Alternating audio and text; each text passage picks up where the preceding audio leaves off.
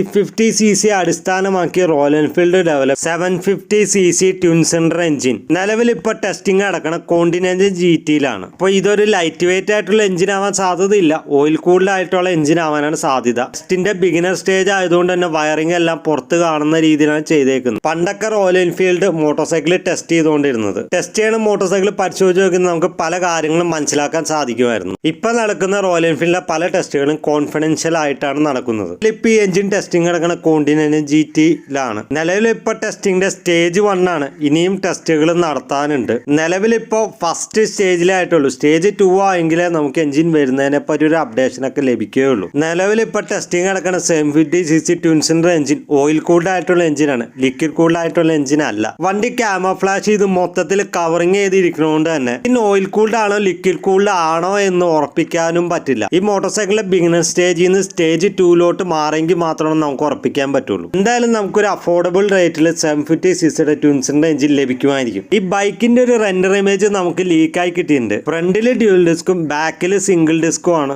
നൽകിയിരിക്കുന്നത്. ഇനിയിപ്പോ global variant dual ഡിസ്കും ഇന്ത്യൻ വേരിയന്റ് സിംഗിൾ ഡിസ്ക് ആയിട്ട് കൊണ്ടുവരുമോ എന്ന് എനിക്കറിയില്ല. നിലവിൽ ടെസ്റ്റ് ചെയ്യുന്ന മോഡലിൽ ഫെയറിംഗ് ഉണ്ടായിരുന്നു. കമ്പനിയുടെ പല രഹസ്യങ്ങളും പുറത്തു പോകാതിരിക്കാൻ വേണ്ടിയാണ് കമ്പനി ഫെയറിംഗ് നൽകിയിരിക്കുന്നത്. എന്തായാലും റെൻഡർ ഇമേജിൽ അത് നിലനിർത്തിയിട്ടുണ്ട്. വരാൻ പോകുന്ന GT 750 ഈ റെൻഡർ ഇമേജ് പോലെ തന്നെ ആവാനാണ് സാധ്യത. അപ്പൊ ട്വിൻ സിലിണ്ടർ 750cc എഞ്ചിന് വേണ്ടി നിങ്ങൾ കാത്തിരിക്കുന്നുണ്ടെങ്കിൽ കമന്റ് ചെയ്യുക.